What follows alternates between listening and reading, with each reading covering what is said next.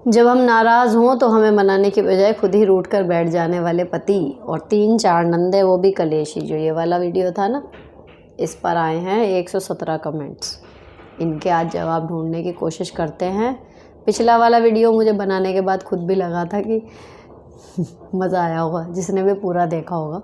तो देखते हैं आज क्या होता है, क्योंकि प्लान्ड कुछ नहीं होता, जस्ट खोला है, पढ़ना शुरू कर रही हूँ एंड जो मुझे सही सॉल्यूशन समझ में आता है वो मैं आपके साथ डिस्कस करती जाती हूँ। तो चलो, आज की जितनी हमारी बहनों ने अपनी समस्याएं भेजी हैं उनको सॉल्व करने के लिए आओ बहन बातें करें।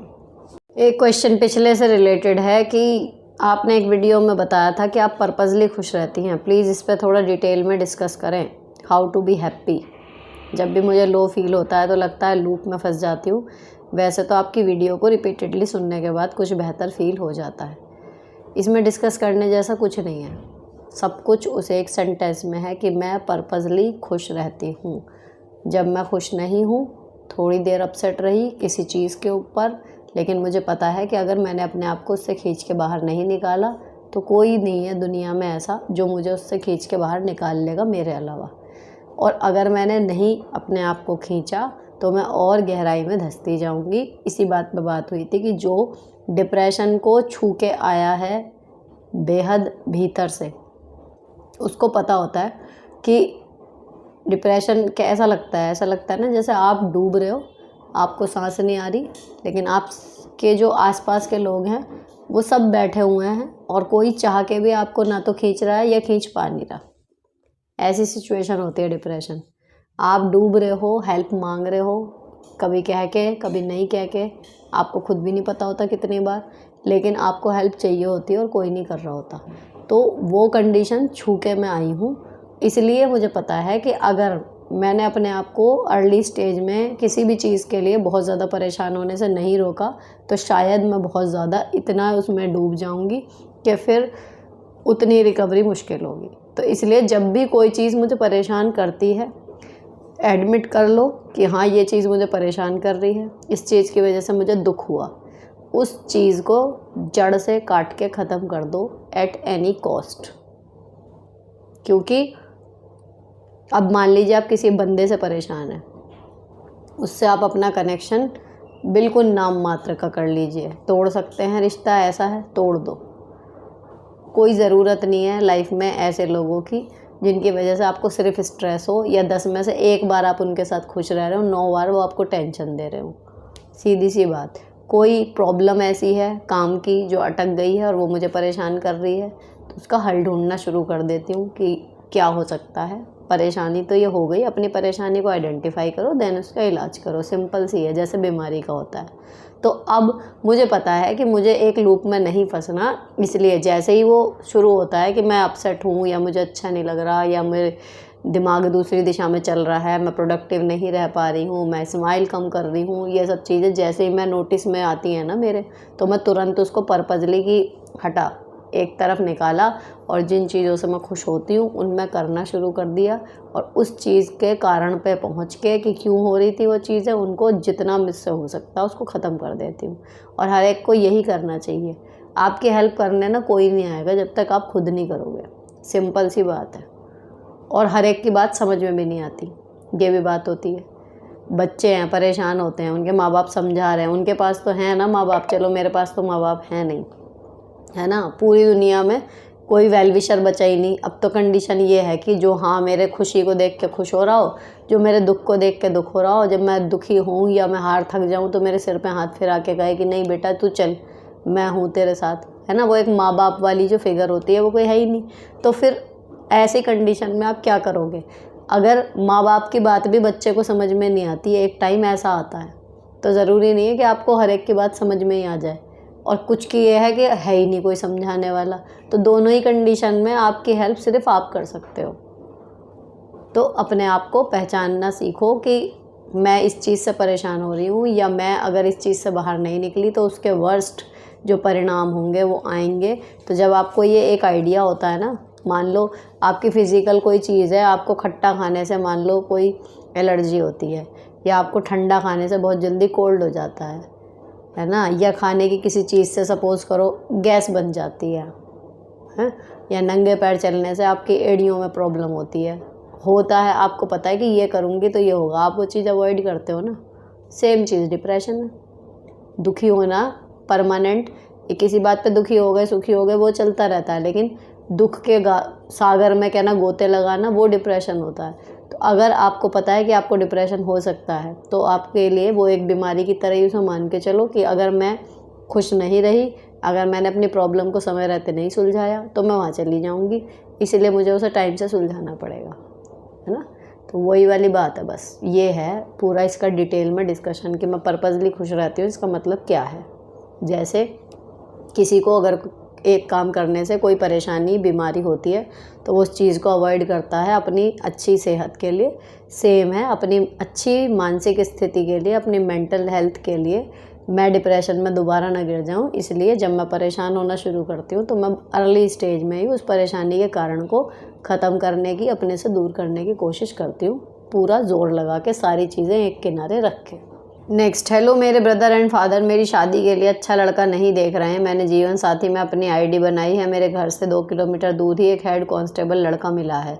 मैं उसे बहुत पसंद करती हूँ और शादी करना चाहती हूँ। हम दोनों एक मॉल में मिले भी, बट वो लड़का येस और नो कुछ भी नहीं बोल रहा। उसके पेरेंट्स नहीं हैं, एक 50 एज की एल्डर सिस्टर है। मैंने बोला उनसे बात करवा दो तो बात नहीं करवा रहे हैं। मैंने उस लड़के से शादी करना चाहती हूँ, बताएं मैं क्या करूं। मैं अपनी स्टडीज़ पे भी फोकस नहीं कर पा रही हूं। मुझे नहीं पता वो लड़का मुझे पसंद कर रहा है या नहीं। मैंने क्लियर बात करनी चाहिए शादी को लेके, उसने कोई आंसर नहीं किया और कम्युनिकेशन से भाग रहे हैं। तो जब कम्युनिकेशन से भाग रहा है तो वो यही है ना कि आपको नहीं पसंद कर रहा, वो यही तो मतलब हुआ इस चीज़ का।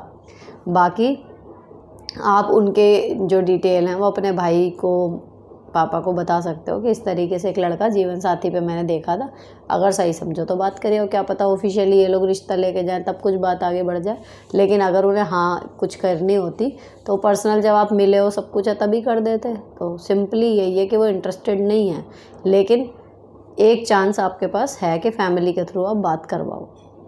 नेक्स्ट, दी मेरी बहन बहुत टेंशन में है। हम 2 बहन 1 भाई हैं। मेरी शादी हो गई है, भाई पढ़ाई करता है। मेरी प्रॉब्लम यह है कि मेरे मैके में पैसे की कमी है और इंसान की भी कमी है। पापा बहुत सीधे हैं, उन्हें किसी चीज़ से कोई मतलब नहीं, और मम्मी भी मुँह की तेज़ हैं। उनकी वजह से बहुत सारे रिश्ते टूट गए। पड़ोसी भी ज़मीन के चक्कर में हावी हो गए हैं। मेरी बहन स्कूल में पढ़ाती है, 3000 मिलते हैं। वो बोलती है कि ऐसा लगता है हमारा घर बिना मालिक के है, कोई आगे पीछे नहीं, हमारा कुछ हो जाएगा तो कौन सपोर्ट करेगा, इसलिए वो खुश नहीं रहती। मैं कोई हेल्प भी नहीं कर पा रही हूँ। अपनी बहन को समझाओ, ऐसे बहुत सारे लोग हैं जो दुनिया में, जिनके पास यहाँ पे लोगों का सपोर्ट नहीं है, लेकिन एक ऐसा सपोर्ट हमेशा है जो सबके लिए अवेलेबल है, वो है प्रभु का। तो ये कि कल को हमें कुछ हो गया तो क्या होगा, तो देखो दुनिया पलट नहीं जाएगी, किसी के साथ भी कुछ भी होगा, दुनिया चलती रहती है और उससे जुड़े हुए बाकी लोगों की लाइफ भी चलती रहती है, थोड़ी बहुत चेंज हो जाती है। तो फ्यूचर को लेके इतनी इनसिक्योरिटी, इतना डर पाल के इतना सा भी फ़ायदा नहीं है। अगर आपके साथ कुछ गलत होना होगा तो पूरा परिवार खड़ा देखता रहेगा और आपके साथ गलत हो जाएगा। घर में रहने वाले लोग भी कहीं चले जाएंगे और आपके साथ कुछ गलत हो जाएगा, अगर होना लिखा ही होगा, और अगर नहीं तो कुछ होगा ही नहीं। जब ये तसल्ली रहती है ना, जिसकी नहीं आई कोई शामत, जिसके कोई बुरा नहीं लिख रहा, वो कितने भी खतरे में चला जाए वहाँ से भी बच के आ जाता है। तो फ्यूचर को लेके इतना डरने की ज़रूरत है नहीं। जो होना है वो होके रहेगा और जो नहीं होना वो कभी नहीं होगा। तो जब हमें ये अटल विश्वास भगवान पे होता है ना, तो जस्ट जो आज है चिल करो, उसको एंजॉय करो और उसमें अपना बेस्ट क्या कर सकते हो वो करो। सिर्फ अपनी बहन को आप इतना ही समझा दो, थोड़ा उसका दिमाग सॉर्टेड हो जाएगा। हेलो दी, मेरा कभी कभी घर पर मन नहीं लगता, कहीं बाहर जाने का मन करता है, सबके साथ बोलने का मन करता है, लेकिन मेरी ससुराल में ना कोई आता है ना कोई जाता है, बंद बंद से रहते हैं और सोशल मीडिया पर हस्बैंड नहीं आने देते। घुटन सी होने लगती है, कभी कभी मैं रोने लगती हूँ, मैं क्या करूँ। घर वालों से पूछ के कभी कभी अकेली बाज़ार चली जाया करो, अगर बच्चे हैं उन्हें लेके पार्क चली जाया करो। तो अगर कोई साथ नहीं लेके जाता तो कुल मिला के अकेले धीरे धीरे थोड़े थोड़े डिस्टेंस पे जाना शुरू करो और अपना लॉजिक यही बताओ कि ना मैं फ़ोन से किसी से कनेक्टेड हूँ, ना मैं पर्सनली किसी से कनेक्टेड हूँ। एक ही घर में बंद बंद ना फफूंद लग जाती है निर्जीव चीज़ों में भी, तो मैं तो इंसान हूँ, है ना। तो उन्हें समझाओ थोड़ा बहुत, बाज़ार जाओ, सब्ज़ी लेने चले जाओ बाहर। ना होने से कुछ होना बेहतर है, आपको उसमें भी बेटर फील होगा। अपने कपड़े खुद खरीदने चले जाओ, है ना। छोटे छोटे बाहर स्टेप निकालना शुरू करो, एकदम नहीं। और बाकी बात करने का ऐसा है, अपने कभी उनके लोगों के नहीं आते, अपने फ्रेंड्स को बुला लो, है ना। तो छोटी शुरुआत से शुरू करो। और मुश्किल तो है, देखो अगर कहीं ना जा रहे हैं, ना आ रहे हैं, ना घर कोई हमारे आ रहा है, कुछ है ही नहीं, तो वही 4 लोग, 6 लोग, 8 लोग भी हैं, उन्हीं के घूम फिर के चेहरे देखना कभी कभी। इसीलिए तो सोशल गैदरिंग ज़रूरी होती है। तो आप कहीं गलत नहीं हो, इस गिल्ट में तो जाना मत, लेकिन छोटे छोटे स्टेप लेके बाहर निकलना अकेले शुरू करो। हेलो दी, मैं आपके वीडियो डेली देखती हूँ। मेरी शादी को 7 साल हो गए, बट बच्चे नहीं हैं। मेरे हस्बैंड अच्छे हैं, मेरा बहुत सपोर्ट करते हैं। मैं जॉइंट फैमिली में रहती हूँ। मेरी एक नंद जो शादीशुदा है, बट वो यहीं रहती है मायके में, और काम नहीं करती। उनकी 13 साल की बेटी है, वो भी है, वो यहीं पढ़ाई करती है। उनका घर भी यहीं है, तो उनके हस्बैंड बाहर जॉब करते हैं, तभी जाती हैं। अपने घर मेरे जेठ जेठानी भी बगल वाले घर में रहते हैं। जेठानी का नेचर भी आजकल चेंज हो गया है। नंद को दोनों पसंद नहीं करते, मदर इन लॉ और फादर इन लॉ ही थोड़ा सपोर्ट करते हैं। घर मेरे हस्बैंड ने लोन लेकर बनवाया है। वह कुछ पैसे पुराना घर सेल करके 13 लाख दिए थे। 25 लाख का लोन मेरे हस्बैंड ने लिया था। मुझे और मेरे हस्बैंड को एक दूसरे के साथ अच्छा लगता है, बट हमारे पास कुछ नहीं, बस एक रूम, बाकी जगह सामान उनका ही है। मेरे हस्बैंड नहीं होते तो सभी काम करवाते हैं, खुद कुछ नहीं करते। इसका कोई शॉर्ट इलाज है नहीं, देखो, क्योंकि अब आपने आगे भी लिखा है कि मैं पढ़ी लिखी हूँ, जॉब करना चाहती हूँ। अगर जॉब कर सकती हो तो करो। रही बात इसकी कि जब काम करवाते हैं, तो जब आप अवेलेबल हो तो काम हो रहा है। जब कुछ घंटे के लिए बाहर जाओगी, अपने आप जो रहेगा वो करेगा। रही बात ये कि नंद है, उसकी बच्ची है यहाँ पर, जब तक आपके सास ससुर हैं और कोई बहुत परेशानी वो क्रिएट नहीं कर रही, तो कोई गलत वो नहीं है, चलो रह रही है, कोई बात नहीं। लेकिन उसको चाहिए खुद ही समझदार होकर कि जब मेहमानदारी में नहीं आई, अब तो मेहमानदारी में भी आते हैं, तो कायदा यही है कि भैया बराबर में काम करवा लो, ताकि भाभी को ये ना लगे बोझ है। लेकिन अगर वो रह ही रही है परमानेंट, तो उसको बराबर काम करवाना चाहिए, ये उसकी गलती है। बाकी अब आप कर रहे हो तो उसमें वही है कि जॉब अगर कर सकते हो तो पकड़ लो, आधी एनर्जी तो आपकी वहीं डाइवर्ट हो जाएगी, है ना, ठीक सा लगने लगेगा। और दूसरी चीज़ ये कि आपने मकान लोन लेके बनवाया, लेकिन मिला एक ही कमरा ही है आपके पास, वो देखो ऑब्वियस है, जॉइंट फैमिली में एक कमरा भी मिलता है, बाकी सब साझा सा ही रहता है, उसमें नहीं होता फिर, या तो आप बिल्कुल ही अलग रह रहे हो, तो वो तो नॉर्मल है, उसमें आप कुछ नहीं कर सकते। लेकिन हाँ, काम के लिए थोड़ा बोल सकते हो, और बेस्ट वही है कि जॉब पकड़ लो, आधी से ज़्यादा सॉर्टेड तो उसमें हो जाओगे। नेक्स्ट आया है, दी लॉ ऑफ अट्रैक्शन काम करता है या नहीं, प्लीज़ बताओ। देखो, जैसा वीडियो में बताते हैं ना कि ये लिखो वो लिखो, वो तो मुझे नहीं लगता, है ना, क्योंकि अगर इतना आसान होता सब कुछ पाना, तो वीडियो देख के कोई भी कुछ भी लिखता करता और हो जाता, वो तो नहीं होता। लेकिन जो मुझे लगता है होता है, एक ये चीज़ है कि वाइब्स, है ना, जैसा आप अपने बारे में फ़ील करने लगते हो, आपकी लाइफ वैसी होने लगती है, ये मुझे लगता है कि होता है। एक मतलब वो था, देखो, एक इसका ना सटीक सा उदाहरण मैंने कहीं वीडियो में सुना था या पढ़ा था कि यूनिवर्स का आपके प्रति मतलब काम करने का तरीका देखो कैसा है, कि मान लो आपके साथ आपका कोई आपको देख रहा है, दोस्त, भाई, पति पत्नी, रिश्तेदार, कोई भी, वो आपको जब भी देखता है कपड़े खरीदते हुए, तो वो देखता है कि आप ना ब्लैक कलर का कुछ ले रहे हो, ड्रेस या शर्ट या जो भी कुछ है, आपको ब्लैक कलर अच्छा लग रहा है जब भी आप लेने जा रहे हो, तो उसको क्या समझ में आएगा कि भाई ये जब भी ले रहा है ब्लैक ले रहा है। अब उसमें क्वेश्चन ये था कि सपोज़ करो अगर आपके बर्थडे पे उस बंदे को आपके लिए कुछ लेना हो, तो वो कौन सा कलर लेगा, है ना। तो आंसर था कि ऑब्वियसली ब्लैक। अगर हमें पता है कि फला आदमी को ब्लैक कलर पसंद है या पिंक पसंद है, वो हमेशा पिंक पे ही हाथ रखता है, तो हम उसके लिए पिंक ही लेंगे, ब्लैक ही लेंगे, है ना। तो वो चीज़ मुझे लॉजिक सही बैठा दिखाई दिया कि अगर आप हमेशा दुखी रहते हो, हर चीज़ में आपको निगेटिव चीज़ें नज़र आती हैं, हर आदमी में आपको कंप्लेंट्स नज़र आती हैं, हर सिचुएशन में आपको लगता है कि ये तो मेरे अगेंस्ट है, उसमें आप निगेटिव देखते हो, तो यूनिवर्स में वो वाइब्स जाती हैं कि हाँ भाई इसको निगेटिविटी पसंद है, तो आपको ऑब्वियसली ऐसी सिचुएशन ज़्यादा देगा यूनिवर्स कह लो, भगवान कह लो, परमात्मा, जिसमें आप वो ढूंढ रहे हो। सेम चीज़ है जो वो कहते हैं ना कि दिन के एंड में 3 चीज़ें या 5 चीज़ें ज़रूर ऐसी कहो या बोलो या लिखो कि जिनके लिए आप ग्रेटफुल हो। तो आप पूरे दिन में फिर ढूंढ रहे होंगे कि मैं किस किस चीज़ के लिए ग्रेटफुल हूँ, और जब आप रोज़ ढूंढ रहे हो तो आपको मिलेंगी भी। और जब वो उसमें ये भी होता है कि कोशिश करो डेली एक चीज़ ना लिखो, अलग अलग लिखो। तो मैंने जब भी करके देखा था ना, तो सच में जब आप करने लगते हो कि आज इस चीज़ के लिए मैं ग्रेटफुल हूँ, आज इस डेली आपके साथ कुछ चीज़ें होती थी नई कि जो कल से अलग हैं कि अच्छा इसके लिए आज मैं ग्रेटफुल हूँ।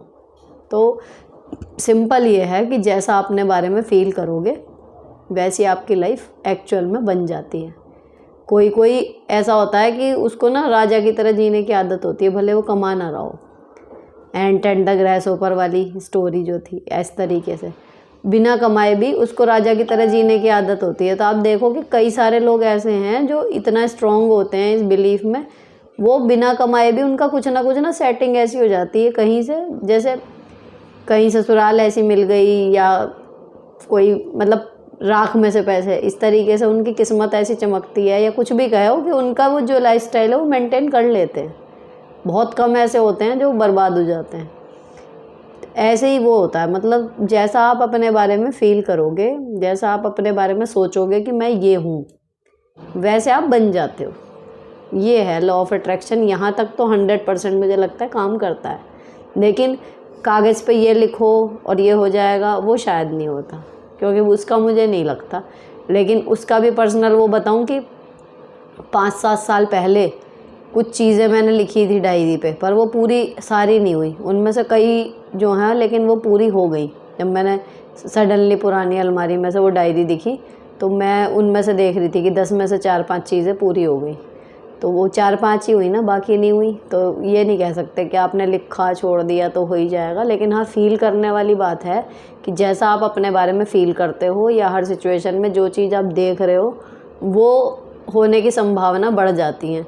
कुछ लोगों को आपने देखा होगा हर चीज़ में ये कहेंगे कहीं कुछ हो ना जाए, कहीं ये ना हो जाए, अक्सर उनके साथ हो भी जाता है। और एक आदमी निफराम है कि कुछ भी हो रहा है कि अरे भगवान बैठे तो हैं, हो जाएगा ठीक, कुछ ना कुछ हो ही जाएगा। उसका सच में कुछ ना कुछ हो ही जाता है ठीक। तो ये चीज़ है। नेक्स्ट, दीदी मेरा एक क्वेश्चन है। मेरे पापा की डेथ 2020 में हुई थी। पूरा दिन शराब पीते हैं। चाचा दादा की 20 साल पहले डेथ हो चुकी है। बहुत बुरा बोलते हैं, इतना तक बोलते हैं कि तुम्हारे बाप का मैं जला के आया। हमारे खेत के सारे डॉक्यूमेंट्स उनके पास हैं, देते नहीं। मेरी मम्मी कुछ बोलती नहीं, रीज़न मुझे समझ नहीं आता। मैं बोलती हूँ तो डांटती हैं कि मत बोलो। घर में मैं और मम्मी हैं, बस सारा बाहर का काम मैं करती हूँ, डिनर और सफाई।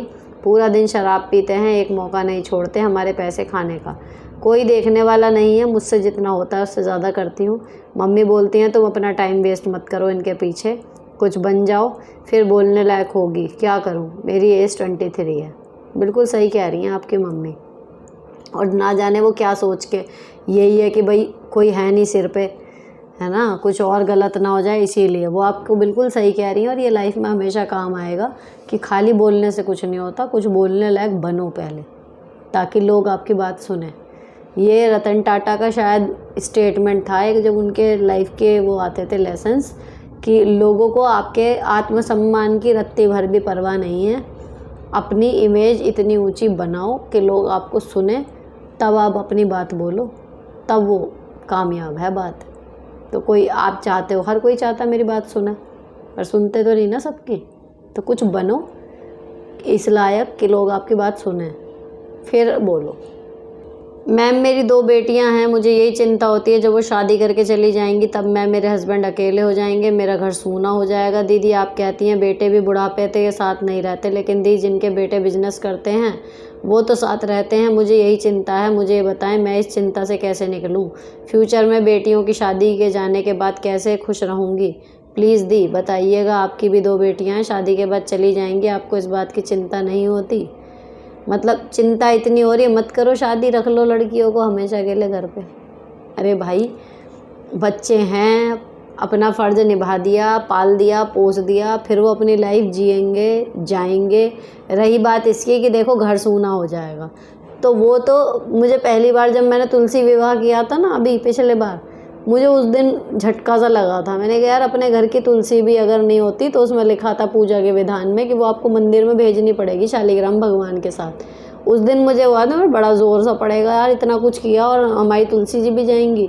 तो अगर तुलसी एक पौधा, उसको देने में इतना ज़ोर पड़ रहा है, तो एक लड़की जिसको तिल तिल करके आपने अपने बच्चे को पाला, उसको किसी दूसरे के हाथ सौंपना, दुख तो होगा ऑब्वियसली, है ना, जी टूटेगा भी, सब कुछ होगा, लेकिन ये नियम है, उसकी अपनी लाइफ कैसे शुरू होगी? आप उसे कब तक पल्ले में बांधे रहोगे?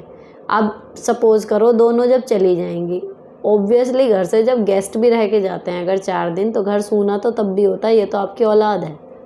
जाएंगी, खालीपन लगेगा, इनसे जुड़े हुए सारे जितने काम है, पूरा दिन ये फैला दिया, वो फैला दिया, ये नहीं करा, वो नहीं करा, आज होमवर्क में क्या मिला है, क्या प्रोजेक्ट है, आज ये वाले कपड़े पहनने हैं, नहीं पहनने, आज फला फ्रेंड का बर्थडे है, दुनिया भर की चीज़ें हैं जो इनसे जुड़ी हुई हैं, और सडनली आपके सारे काम ख़त्म, है ना। वो अपनी लाइफ में मस्त हो जाएंगी, होपफुली हो जाएं, यही हर माँ बाप चाहता है। तो उसको एक पॉजिटिव उस पर देखो ना, कि जो इनके अंदर आपकी एनर्जी जा रही थी या जो भी इनसे रिलेटेड काम थे, एक आपकी जिम्मेदारी ख़त्म हो गई, आपने उनकी शादी कर दी, फिर आप फ्री हो। तो आपको सिर्फ ये करना है कि जब तक उनकी शादी हो, जब वो शादी करके जाएं, तब तक आप फिज़िकली इतने फिट रह लो कि उसके बाद के टाइम को एंजॉय कर लो। सिर्फ इतनी सी बात है ना।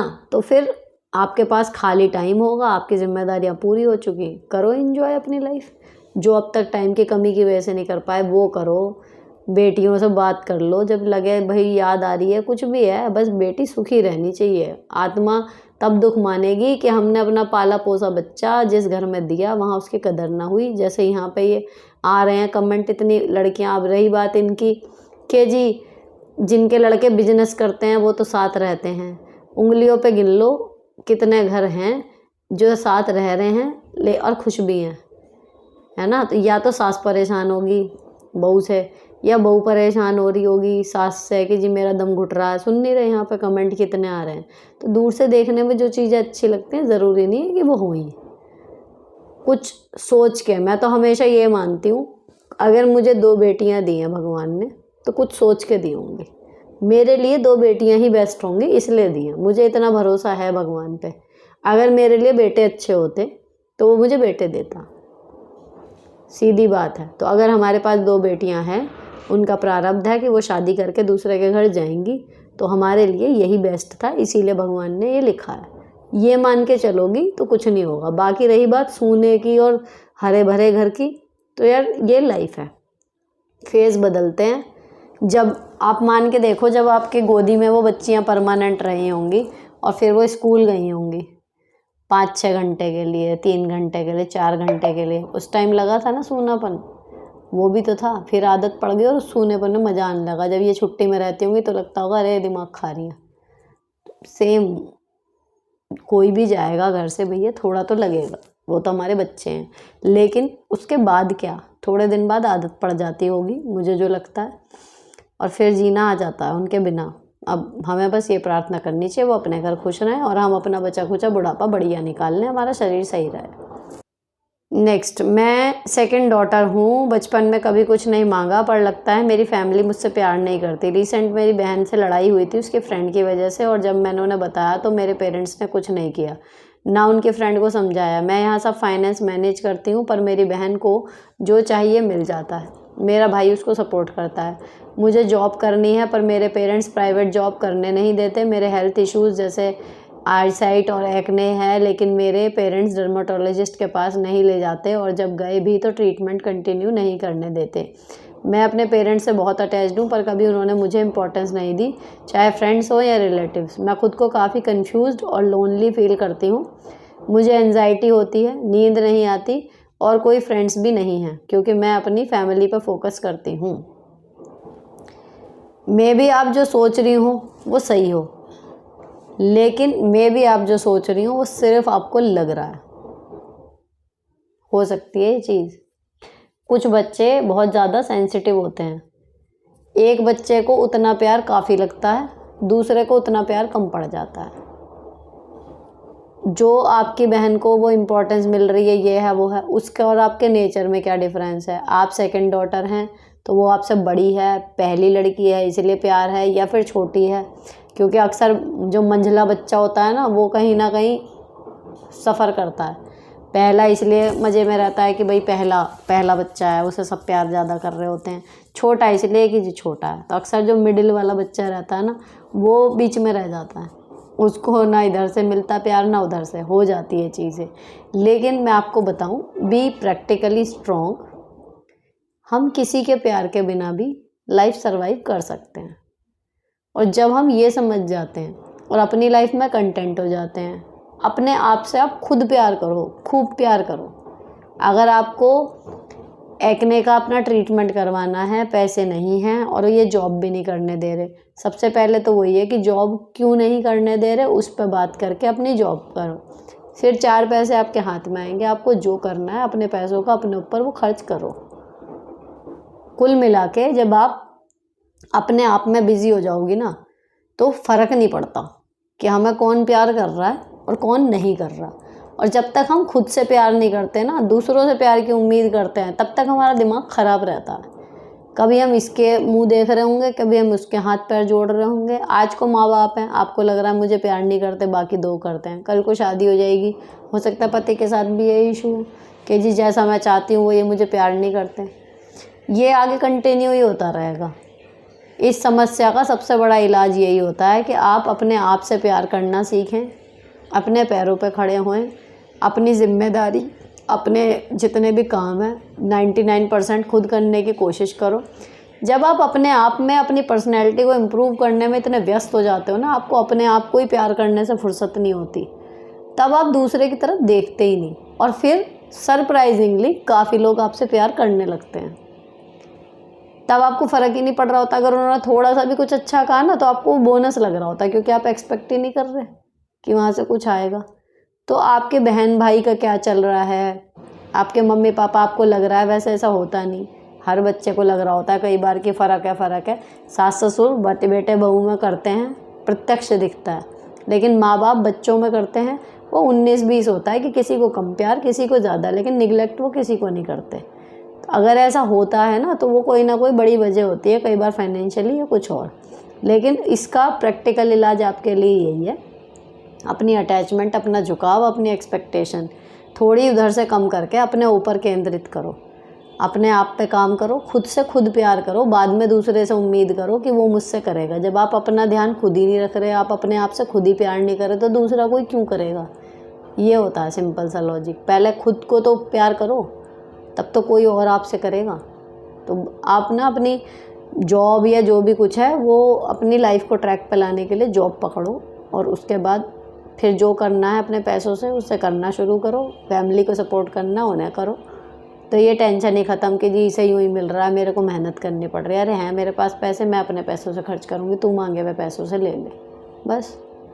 नेक्स्ट मैम, मैं एक टीचर हूँ। मेरे इन लॉज गाँव में रहते हैं, बट सास आती जाती रहती है हमारे पास। वो जब भी आती है तो मेरा बेटा बहुत बदतमीज़ हो जाता है उनके आने पर। घर बहुत फैला रहता है, कुछ नहीं करती वो। जब भी वो आती है, मोस्टली जो भी उनको सामान ठीक लगता है बिना बताए उठाकर ले जाती है। बाद में मुझे पता लगता है तो बहुत बुरा लगता है। कभी अलमारी से, कभी किचन से, या जो भी उनका मन होता है ले जाती हैं और मुझे बोलती हैं तुझे तो पता भी नहीं होगा, मैं ये ले गई थी। बताओ मैम, मैं भी तो ख़रीद कर लाती हूँ, और अगर उनको चाहिए तो मुझे बोल भी तो सकती हैं। कुछ टाइम पहले मेरा एक टिफ़िन बैग लेकर चली गई। मैंने वापस मंगवाने के लिए उनको बोला तो हस्बैंड को पैसे देकर बोली कि बेटा उसको न्यू ला कर दे दियो। मुझे इस बात से बहुत बुरा लग रहा है मैम। मैं चाहे जितना छुपा कर रख लूँ सामान, लेकिन फिर भी कुछ ना कुछ लेकर चली जाती हैं। ऐसे इंसान का क्या करें। जब वो पैसे दे रही थी ना कि ले बेटा पैसे ले जा, लिए उसके लिए दूसरा ले लिया करो पैसे, तो ले जाएं सामान, पैसे लेती रहो कि आपको अच्छा लग रहा है ना तो मेरे को दे दो, मैं और ला दूँगी। ये वाले में मत करो। अगर वो फिर भी लेती हैं तो वो यही है, अपनी नाक रखने के लिए कहेंगी ले पैसे ले तू और ले ही हो, पकड़ लो पैसे अपनी नाक अलग करके।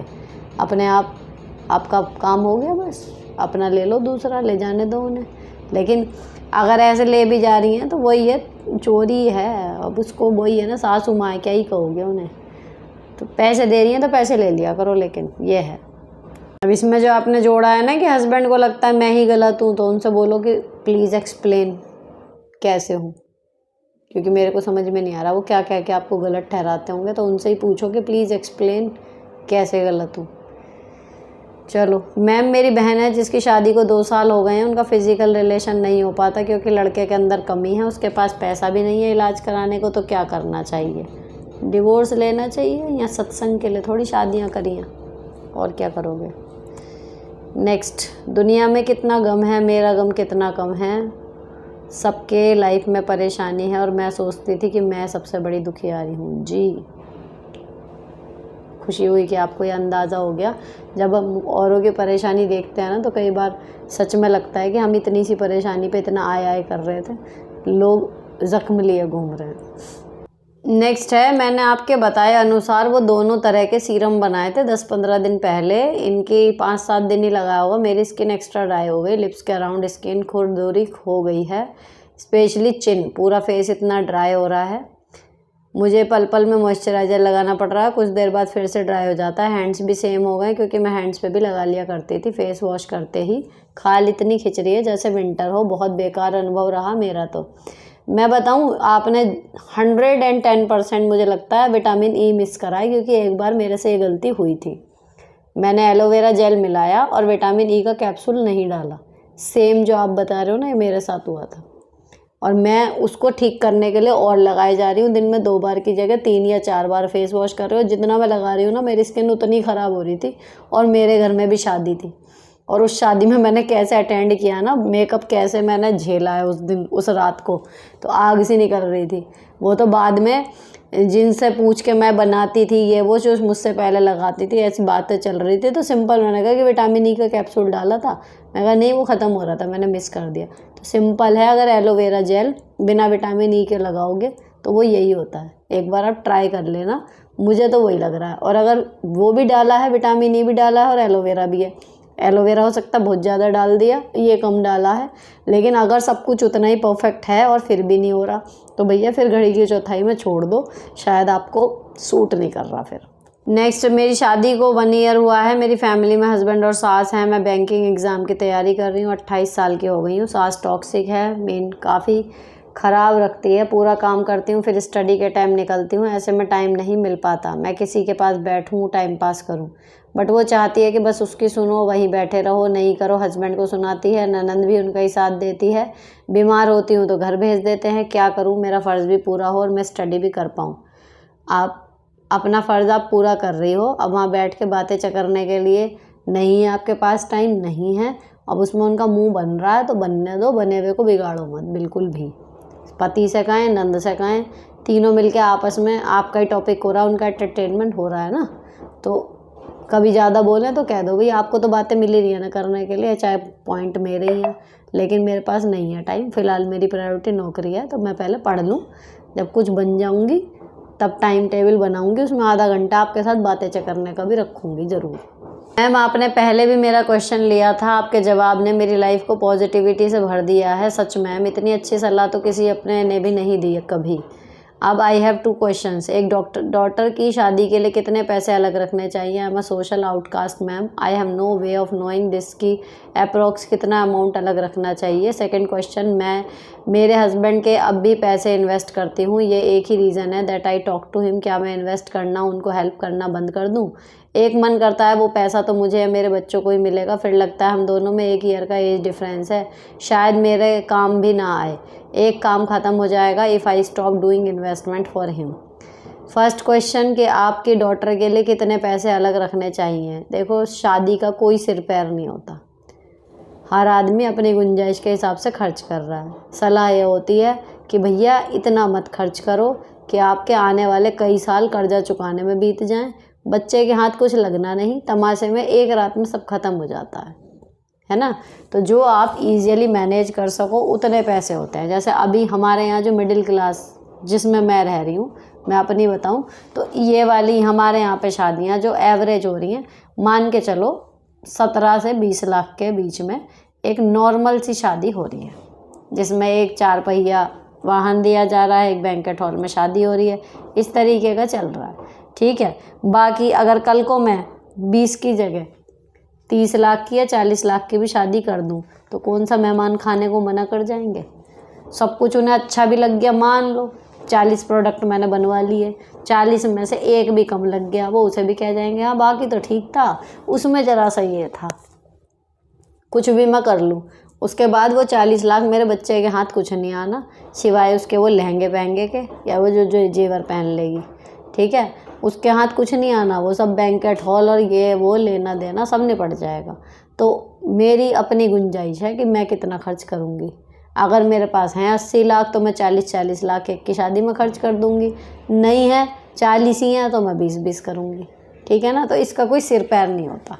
आप अपना देखो महीने का कितना बचा रही हो, आपकी लड़की की शादी को अप्रॉक्सीमेट कितने साल हैं, और उस टाइम तक आप लगभग कितना जोड़ लोगी। बस जितना जुड़ जाए उतने में शादी कर लो। कर्जा लेकर शादी करना मैं कभी भी किसी को भी सलाह ना देती और ना मैं इस पक्ष में हूँ।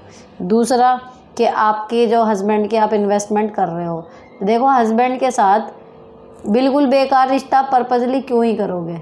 जो चल रहा है चलने दो, इन्वेस्ट कर रहे हो करने दो। अगर वो आपके हस्बैंड ना होते कोई और होते, अगर आपके हाथों से किसी का कुछ भला हो रहा है, आपका उसमें कोई नुकसान नहीं है, क्योंकि जी एक काम ख़त्म हो रहा है, अरे कितनी देर लगती होगी जब आप मतलब किसी काम को करने लगते हो तो, लेकिन घूम फिर के वो आपकी बेटियों के तो काम आएगा ही, आपको ना भी आया तो करते रहो उसे। तो हेलो मैम, आपने मेरे क्वेश्चन का जवाब पहले भी दिया था, फैमिली बिजनेस में सपोर्ट करूं या पीजीटी में। फैमिली बिजनेस में सपोर्ट करने लगी हूं, लेकिन मेरी सास का बिहेवियर ठीक नहीं है। मेरा बेबी भी है 9 मंथ का। सारे जब से बिज़नेस में सपोर्ट करने लगी हूँ, मेरे सास थोड़ा भी सपोर्ट नहीं करना चाहती। सब सोचते हैं कि घर में भी बराबर करूँ और बिज़नेस में भी पूरा सपोर्ट दूँ, लेकिन मैंने मेड लगा ली, जिससे मेरी सास उसे भी हटवाने पर लगी है और ख़ुद भी हेल्प नहीं करना चाहती। 6 मेंबर्स हैं हमारे घर में। मेरी नंद भी बिल्कुल कुछ सपोर्ट नहीं करती, बल्कि सास नंद मिलकर मेरे बारे में चुगली करते हैं। पति को बताते हैं तो वो मेरे मायके वालों को ताना देने लगते हैं। मेरा मन बिल्कुल नहीं करता कि इन लोगों के साथ रहूं। मेंटल फीस ख़त्म कर दिया है। कभी कभी इतना परेशान हो जाती हूँ, अंदर से सोचती हूँ कुछ ना करूँ या अपना अलग से करूँ।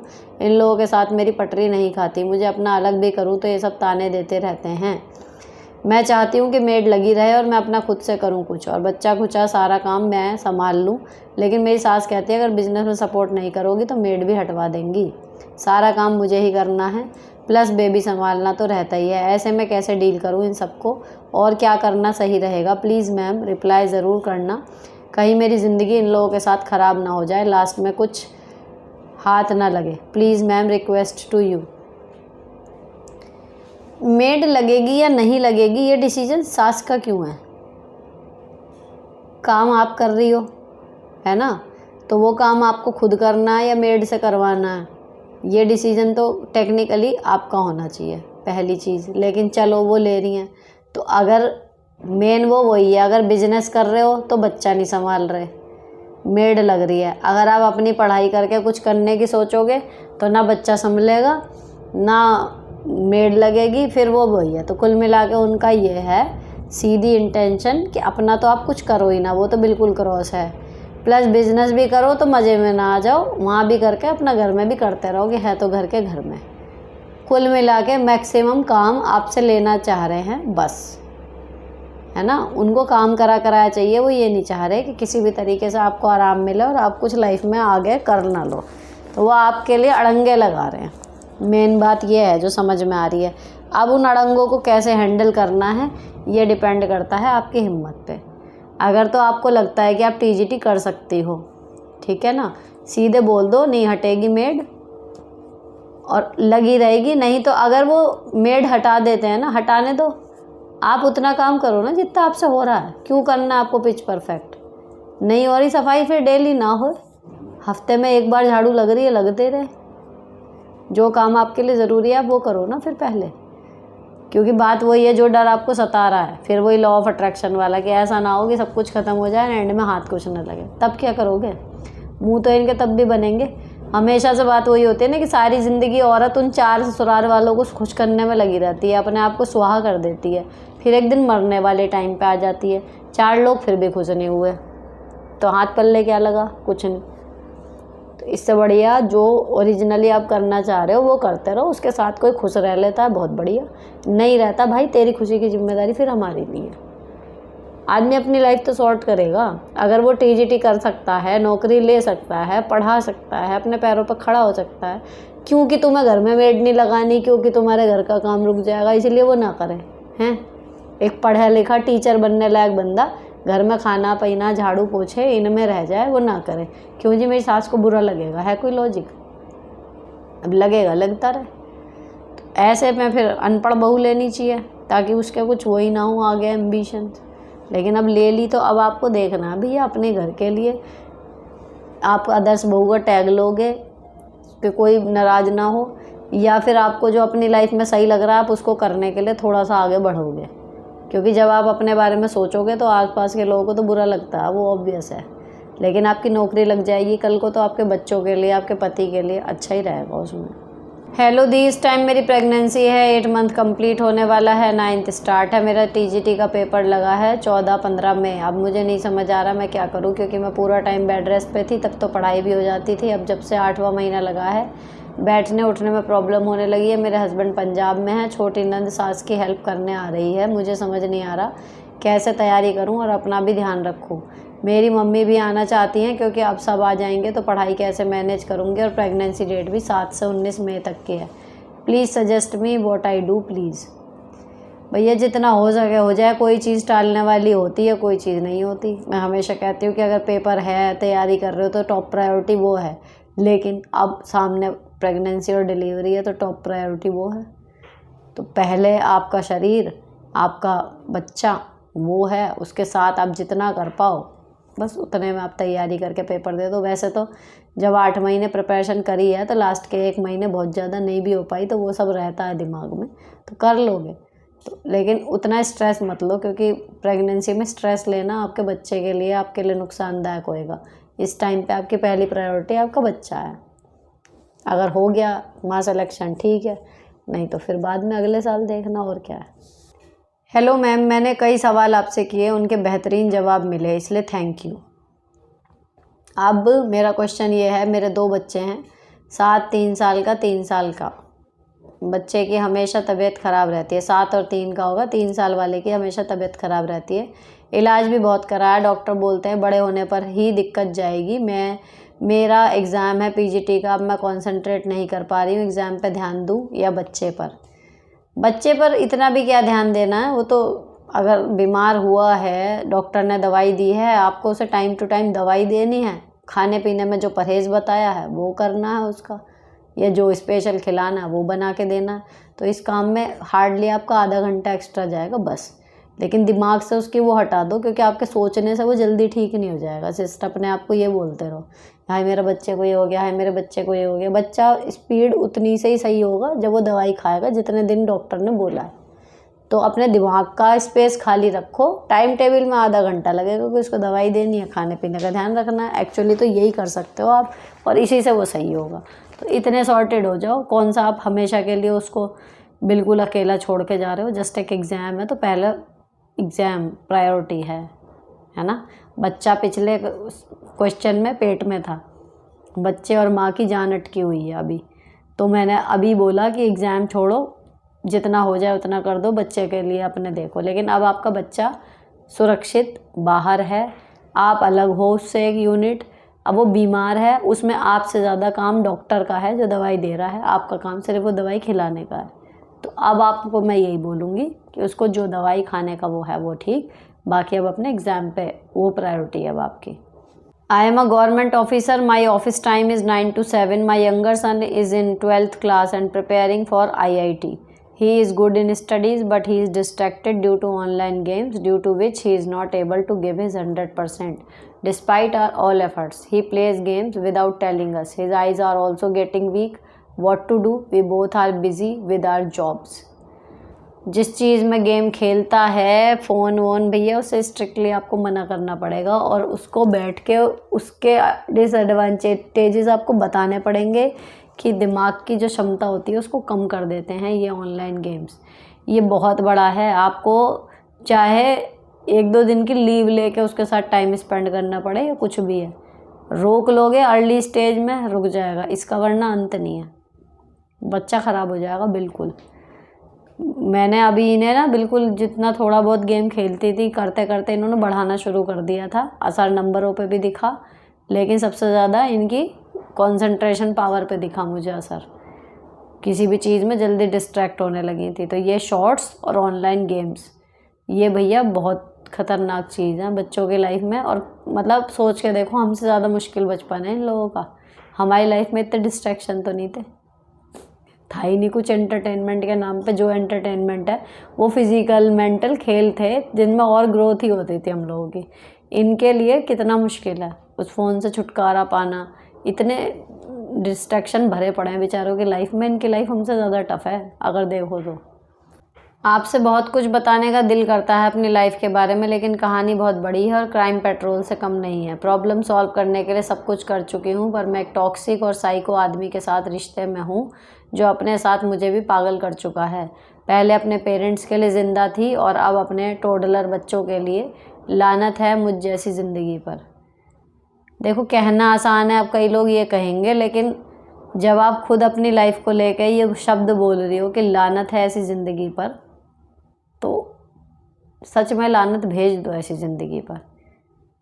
अपने टोडलर्स के लिए जी रही हो। सपोज़ करो वो साइको या वो आदमी होता ही ना, भगवान के पास ही चला जाता, तब क्या आपके बच्चे पलते नहीं? ये सिंगल मदर बच्चे पालती नहीं है। तो बच्चों के भविष्य का नाम लेके अगर हम अपनी लाइफ इस कदर बर्बाद कर लें तो क्या वो सही है? आज जब हम अलग हो जाएंगे उस रिश्ते से, तो हो सकता है अभी हमें 2 वक्त की रोटी आराम से मिल रही है, तब हमें बहुत मशक्क़त करने के बाद मिले, लेकिन दिल में सुकून होगा ना, एक प्राउड होगा ना कि हाँ जो भी है मैं खुद कर रही हूँ अपने लिए। तो ऐसे रिश्ते में रहना कभी पेरेंट्स की वजह से कभी उनकी वजह से, मुझे तो नहीं लगता ठीक है।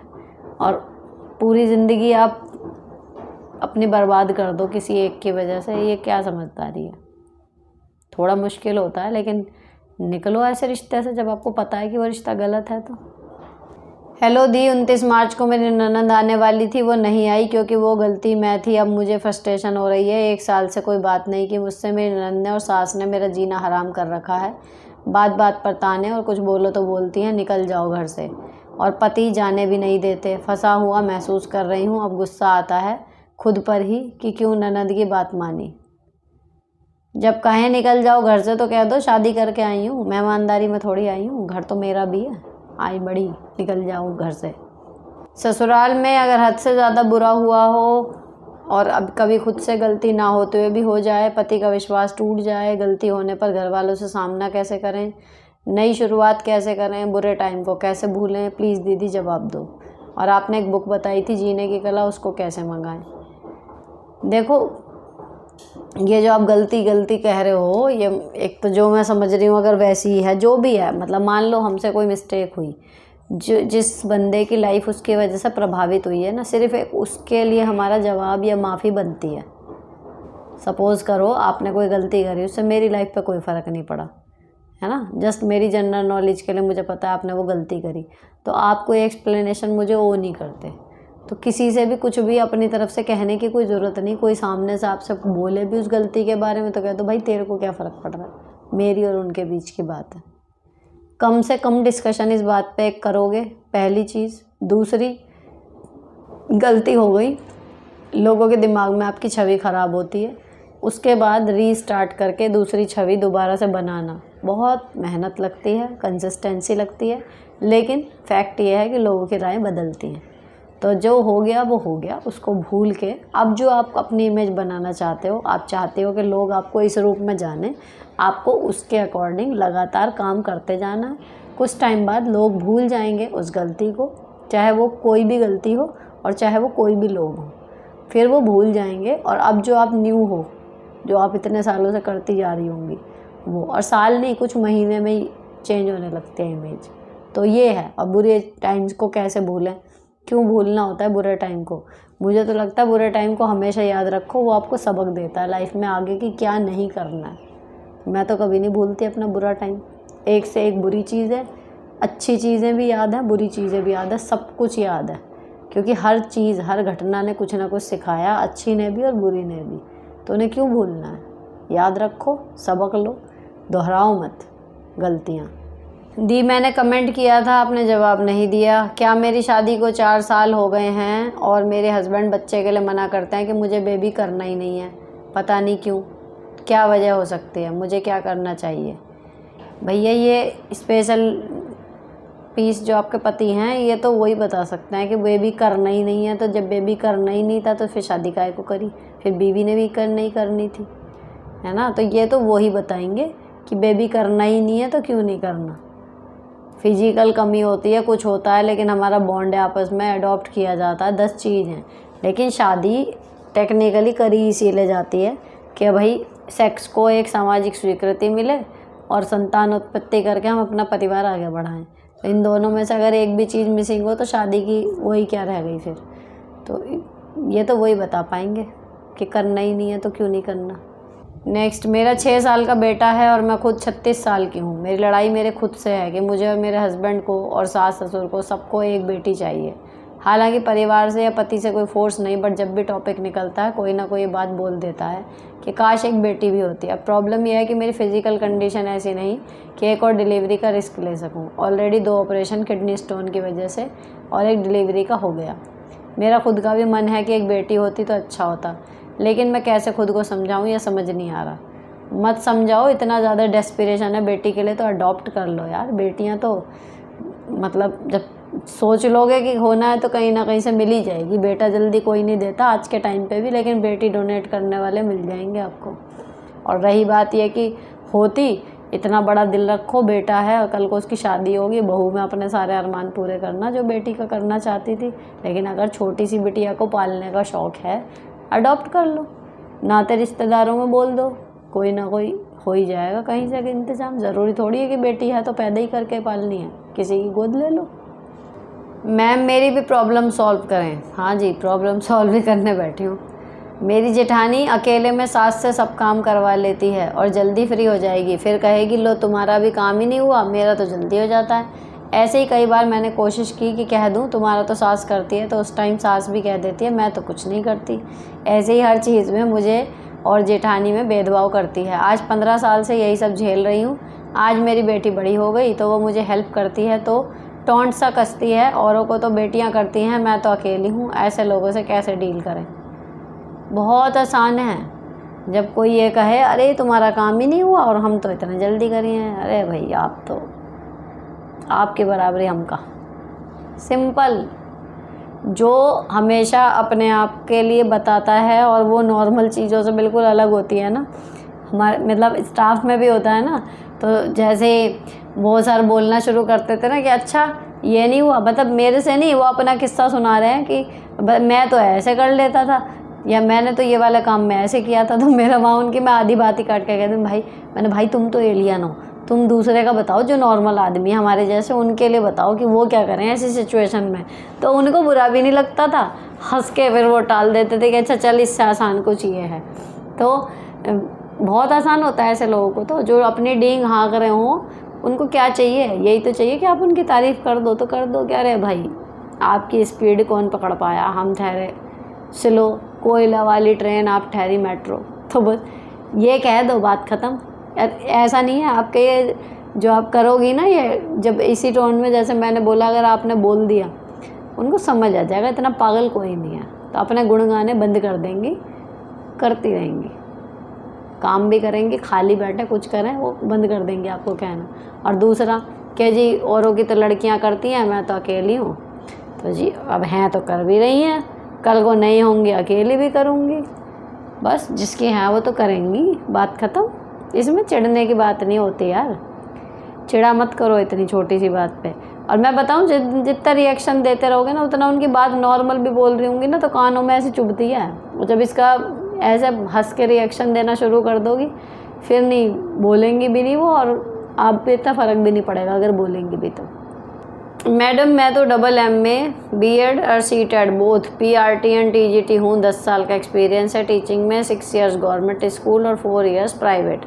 बट मुझे भी कोई स्कूल नहीं मिल रहा, क्या करूँ, बहुत परेशान हूँ। दैन विलेज में बहुत अनएम्प्लॉयमेंट है, कम्पिटिटिव की तैयारी में काफ़ी स्ट्रगल किया बट ऑल आई वेन। अब मैं क्या करूँ, डू रिप्लाई। मतलब गवर्नमेंट स्कूल में आप थी तो फिर कहाँ गई वो नौकरी? गवर्नमेंट में ऐसे तो लगाते नहीं। और जब इतनी आपने पढ़ाई कर रखी है तो बस आपके लिए तो अभी वही है कि जब वैकेंसी निकले तो जहाँ भी निकले ना वहाँ भर दो, एक बार नौकरी हाथ तो आ जाए, कहीं बाहर भी रहना पड़े। जब सारी क्वालिफ़िकेशन ले रखी हैं तो जब भी वैकेंसी निकलेंगी बस जस्ट वेट, भगवान से प्रार्थना करो कि जल्दी निकले। तो फिर दूर पास मत देखना, भर देना वहाँ पे जहाँ जगह ज़्यादा निकली हो, तो हो जाएगा कुछ ना कुछ जब इतनी पढ़ाई कर रखी है तो। गुड इवनिंग मैम, क्या घर के सारे काम, जॉब और खर्चे एक वाइफ को ही देना चाहिए? हस्बैंड को बोलो तो कहते हैं पैसे नहीं है, 3 साल से घर बैठे हैं, मेरा पीएफ भी निकाल के ख़त्म कर दिया। देखो घर बैठे हैं तो ज़रूरी नहीं है कि मर्ज़ी से बैठे हों, लेकिन अगर मर्ज़ी से बैठे हैं तो फिर एग्जैक्टली जैसे पति कमाता है तो वो पत्नी को एक लिमिटेड और हिसाब से पैसे देता है जितना उसको चाहिए या फिर जितने उसको लग रहे हैं ज़रूरी हैं। तो फिर सेम ट्रीटमेंट पति को मिलना चाहिए कि भाई अगर आप अर्निंग नहीं है तो फिर पैसे उस हिसाब से खर्च होंगे, तो फिर आपको फाइनेंशियल कंट्रोल उनके हाथ में पूरा देना ही नहीं है। अगर आपको लग रहा है कि आपको पीएफ भी निकाल के खर्च कर रहे हैं, कल को बिल्कुल खाली हो जाओगी तब क्या करोगी? ठीक है ना। तो अगर मेन अर्निंग मेंबर आप हो, आपको सब कुछ मैनेज करना है, तो पैसा अपने हाथ में रखो। आप कमा रहे हो, खर्च वो कर रहे हैं, हिसाब लग नहीं रहा, तो कुल मिला के आगे जाके स्थिति बिगड़ जाएगी। इस चीज़ को जस्ट ठीक कर लो कि अगर पति कमा रहा होता है तो पत्नी को वो कैसे ट्रीट करता है, सेम। तो पत्नी अगर कमा रही है तो वो पैसे अपने हाथ में रखो, उनको उतने दो जितनी उनकी ज़रूरत है, बस। फालतू चीज़ें आप खुद मैनेज करो ताकि वो फालतू इधर उधर अगर खर्च करने की उनकी आदत है तो वो छूटे। हेलो दी, मैं 4 साल तक सास ससुर ननद की बेटी इन सभी का अपने लिए रूड बिहेवियर करते जाना, सामने से रिटर्न ना मिलना है सोचकर बर्दाश्त किया कि हमारा फ़र्ज़ है, पर जब मेरी बस हो गई तो मैंने अलग रहने का फ़ैसला किया।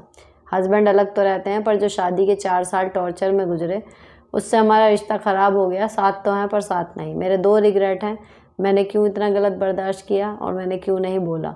अपने हस्बैंड से एक्सपेक्ट करना बंद कैसे करें ताकि ख़ुद को हर्ट ना हो। अब जो हो गया उसे हम बदल नहीं सकते, पहली चीज़ तो उस विषय में सोचना झटके से बंद कर दो कि मैंने क्यों बर्दाश्त किया, क्योंकि आप अच्छी थी, आप चीज़ों को ठीक करना चाह रही थी, आप चाह रही थी कि आप अपनी तरफ से फ़र्ज़ सही से निभाएं, तो क्या पता सामने से सब कुछ ठीक हो जाए। तो आप जस्ट कोशिश कर रही थी सब कुछ टेक्निकली ठीक रहे, जैसा होता है ऐसा, तो आप गलत नहीं कर रही थी। तो ये तो इस चीज़ का जवाब हो गया कि आपने इतना गलत क्यों बर्दाश्त किया, क्योंकि आप चाह रही थी चीज़ें ठीक हो जाएं, जितना आपसे हो सका आपने किया, वो जवाब हो गया। दूसरा, अब आपके हस्बैंड वाइफ का जो है रिश्ता ख़राब हो गया, तो जब देखो परिवार से अलग होकर हम जाते हैं तो पति का परिवार छूटता है। लड़कियों में तो होती है इतना, और वो मेंटली प्रिपेयर्ड रहती हैं जन्म से कि मुझे शादी करके जाना है, तो वो छोड़ देती हैं अपना घर। लेकिन जब लड़कों का छूटता है ना, उनके लिए धूम तनाना होता है कि भैया ये क्या हुआ, तो वो कई दिन तक उस ट्रॉमा से निकल नहीं पाते। फिर उनके ऊपर एक सोशल प्रेशर भी रहता है कि देखो माँ बाप को छोड़ के अलग आ गया, बहू का वो मान रहा है कहना, जोरू का गुलाम है। उनके साथ ये टंटे भी होते हैं, तो वो प्राउडली नहीं छोड़ के आ सकते। तो आपका जो रिश्ता अभी डामाडोल चल रहा है उसको थोड़ा टाइम दो, सही हो जाएगा, बशर्ते कि रिएक्शन कम दो, जस्ट कीप गोइंग, है ना। एक्सपेक्ट करना बंद कैसे करें, सोच लो, हो गया बंद। एक बार अपने को बोल लो कि भैया इनसे नहीं चाहिए कुछ, ये नहीं करेंगे, अभी तो नहीं करेंगे, कम से कम ये समझा लो, हो गया बंद। इसमें क्या है, जो करना है अपने लिए करते रहो, धीरे धीरे अपने आप में सॉर्टेड रहो, कंटेंट रहो, खुश रहोगी, धीरे धीरे स्थिति बदलने लगेंगी घर की। कब तक तन्ना तनी रहेगी, जब अकेले रह रहे हो आप दोनों मिलकर गृहस्थी चलाओगे, धीरे धीरे सब ठीक हो जाएगा। मैम मेरी शादी को 10 साल हो चुके हैं बट फिर भी वो मुझे ताने ही मिलते हैं, लाख अच्छा कर लो फिर भी मेरा छोटा देवर हमेशा हर हेरी शेष का माइंड वॉश करता रहता है। हमारी सास होगा, जिससे मेरी सास मेरे साथ बहुत गलत बर्ताव करती है, मैके वालों को भी गलत बोलती है। क्या मुझे अलग हो जाना चाहिए? और मेरे देवर की शादी है लेकिन उसने इतना मुझे टॉर्चर किया, मुझे जाने का बिल्कुल मन नहीं है, मैं नहीं जाना चाहती हूँ, प्लीज़ आप मुझे बताएं मुझे क्या करना चाहिए, प्लीज़ दीदी हेल्प मी। शादी में चली जाओ, देवरानी आ जाएगी, आपका प्रेशर ख़त्म कि अब आप अलग नहीं हो सकते, आराम से अलग हो और राजी खुशी अपनी ज़िंदगी जियो।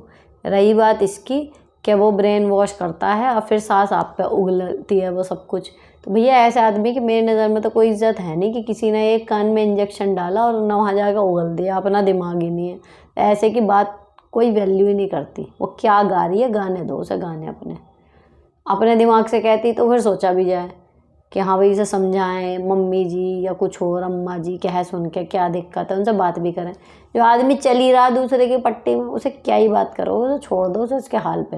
अभी देवरानी आ जाएगी, घर संभाल ले वो अपना भाई, तू दोनों मिलके ब्रेन वॉश करो, ड्राई क्लीन करो, ब्रेन को सुखाओ, धो निचोड़ो, जो करना है करो, आप अपना अलग हो जाना, सुखी जीवन जीना। फिर मैम मेरे पति तो रूम में अंदर जाके बैठ जाते हैं, गालियाँ निकालते हैं, अकेले पड़े रहते हैं, मारपीट करते हैं। इतना गुस्सा जिसमें हो ना, जब अंदर जामे और कुंडी बंद करें, गालियाँ देवें, तो बाहर से तुम लगा दिया करो कुंडी की, जब उबाल उतर जाए तब बता देना, खोल देंगे। चलो आगे। मैम मुझे बहुत हेल्थ एंजाइटी होती है, प्लीज़ एंजाइटी को ख़त्म करने के लिए कुछ बताएं। देखो मैंने ना अभी कहीं पढ़ा था, एंजाइटी क्या है, जो आप चाहते हो करना और जो आप एक्चुअली कर रहे हो उसके बीच में जब डिफरेंस बढ़ता है ना, वो एंजाइटी है। तो अपने गोल्स थोड़े से कम करो, अपने एक्शन थोड़े से बढ़ाओ, तो वो गैप कम हो जाएगा, एंजाइटी ख़त्म। बेचैनी, उत्तेजना ये होती तभी है कि हम चाह रहे हैं हम ये भी कर लें, वो भी कर लें, वो भी कर लें, पड़े बिस्तर पे, हो रहा नहीं कुछ। तो थोड़े से गोल्स कम करो, थोड़ा सा एक्शन बढ़ाओ, गैप कम हो जाएगा, एंजाइटी ख़त्म हो जाएगी। मैम आप अपने होम लोन के बारे में बताएं, क्या पता कुछ हमारी भी हेल्प हो जाए। देखो जी मेरा तो बैंक से हुआ नहीं था, मैंने तो अलग जगह से लिया था, प्राइवेट से, और फिर उसको जी जान लगा के 1-1 रुपया जोड़ के चुका दिया।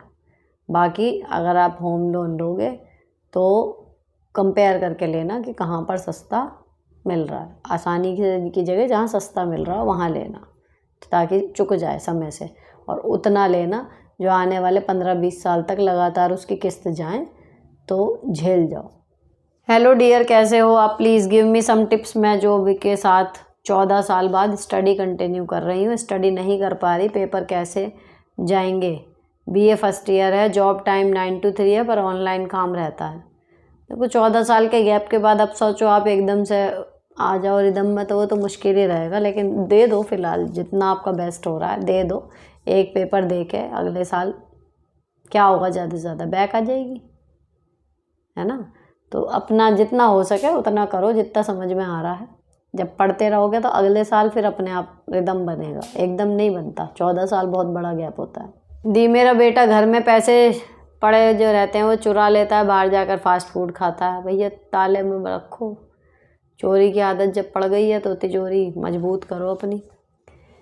नेक्स्ट, दी मुझे सफाई की ओसीडी है जिसकी वजह से मेरी लाइफ नरक सी हो गई है। मेरे बेटे को 7 साल का है, उसकी पढ़ाई और परवरिश इफेक्ट हो रही है, सोशल रिलेशन नहीं बन पा रहे, मैं क्या करूं? डॉक्टर फी मह जिनांगी है, प्लीज़ रिप्लाई।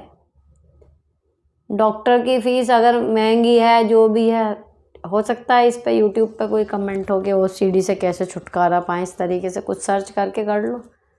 कुछ तो करना ही है ना। मैं हमेशा वही कहती हूँ कि प्रॉब्लम प्रॉब्लम प्रॉब्लम, समझ लो, बूझ लो ये प्रॉब्लम है, अब क्या, तो करना कैसे है।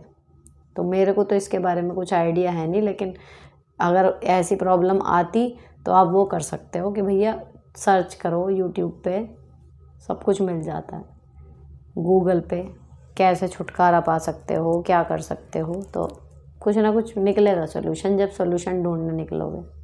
Hello ma'am, my name is Jyoti, मैंने अभी स्कूल ज्वाइन किया है, तो आप ये बताएं मुझे स्कूल में एडजस्ट होने में मिनिमम कितना टाइम लगेगा, प्लीज़ टेल।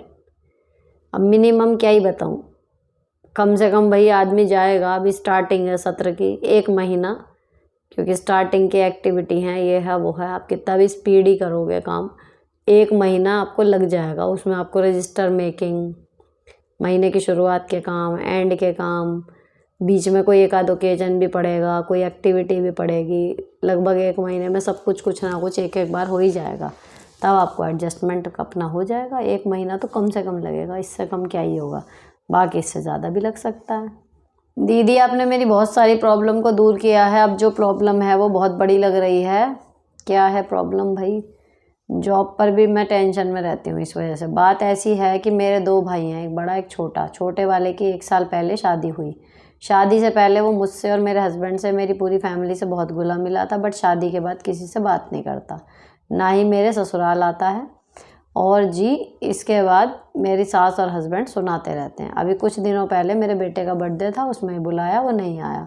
30 मार्च को हमने कार्ड ली, इसमें हस्बैंड ने भाई को बताने और बुलाने से मना कर दिया।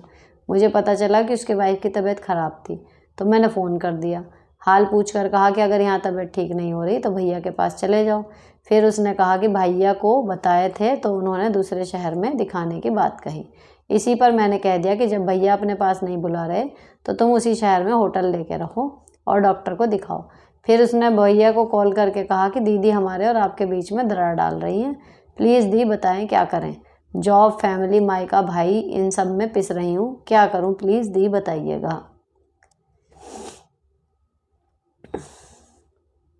देखो, शादी के बाद बात कम कर देना ये कोई नई बात नहीं है। अक्सर शादी से पहले कुछ होता नहीं, इसलिए भाई बहनों में आदमी घुसता है, फिर अपना लाइफ पार्टनर आ जाता है, हनीमून पीरियड चालू हो जाता है, फिर उसे वही वो दिखता है चारों तरफ। फिर जिनके साथ वो टाइम स्पेंड कर रहा था वो रह जाते हैं बावले से खड़े कि अरे भाई ये क्या हुआ, यहाँ से बंदा कहाँ चला गया। वो अपनी लाइफ एंजॉय कर रहा होता है। तो ये नॉर्मल है, कई बार होता है, कई लोगों के साथ होता है। आपको क्या चाहिए, जब अगली बार वो दोबारा इतना घुसे तो आपको पता होना चाहिए कि भाई ये अपनी सहूलियत के लिए घुस रहा है।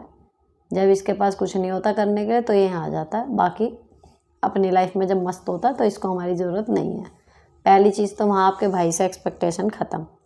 दूसरी ये जो है ना कि भाभी से मैंने ये कहा, उसने ये समझा, भाई ये चीज़ें जो हैं अक्सर हमें लग रहा होता है हम सही बोल रहे हैं, लेकिन दूसरा उसको उस वे में नहीं ले रहा होता। इसको कम्युनिकेशन स्किल कहते हैं कि हमारी बात के दो मतलब ना निकलें, इस तरीके से बोलना है। दूसरी चीज़, आप कितना ही कह रही हो, आपने ये कह दिया, आपने ये कह दिया, जो उसकी वजह से आपको अपने ससुराल में सुनना पड़ रहा है ना, तो आपकी टोन या आपका कहने का लहजा ऐसा रहा होगा कि उसे गलत ही लगा होगा। मानो ना मानो तो ये चीज़ हो जाती है। अब इस चीज़ को ना, इस वाले रिश्ते को इतना ज़्यादा जितना आप खींचोगी, जितना सोचोगी इस बारे में, उतना ही और बिगड़ेगा। ये लिख के रख लेना। और जितना इसे समय पे छोड़ दोगी, आपकी जॉब है, घर है, सब है। फ़िलहाल एक में वो नहीं आया, एक में आपके पति ने मना कर दिया, ठीक है, अगला कोई ओकेजन आएगा तब की तब देखना, फालतू सोचो मत। बुलाना चलाना चालू रखो, आ जाए ठीक है, नहीं आ जाए तो ठीक है। उसने बुलाया, अगर वो आपके 4 बार बुलाने से नहीं आ रहा, आपके हस्बैंड भी कल को कहेंगे मैं भी नहीं जा रहा, जिद मत करो। बहुत मन करे खुद चले जाओ। तो इस चीज़ से अब अपने आप को थोड़ा सा सॉर्टेड रखने की कोशिश करो, नहीं तो भाई भाभी तो आएंगे नहीं आएंगे, जो होएगा आप अपना बैंड बजा लोगे, अपनी नौकरी के साथ अपने शरीर का, साथ में अपने पति पत्नी के रिश्ते का। ठीक, हर कोई चाहता है कि मेरे सारे रिश्ते पर बिल्कुल सही चलें, कोई दिक्कत ना हो, मेरा पीहर भी भरा पूरा रहे, मेरा ससुराल भी अच्छा रहे, हम देवरानी जेठानी बहनों की तरह रहें। मानो ना मानो 10 में से 9 का मुझे लगता है, बल्कि 9.5 कहूँगी, यही इच्छा होती है कि सब सही रहे। किसी को शौक़ नहीं होता ऐसे अकेले रहने का, या बस मुझसे कोई बात ही ना करे, मैं अपने पति के साथ ही मस्त रहूँ। भैया सबको चाहिए होता है सब कुछ, लेकिन नहीं हो पाता, परिस्थितियाँ बनती हैं। तो अब आपके पति इनके रिश्ते को आप ज़्यादा इम्पोर्टेंस दोगी या भाई बहन वाले को?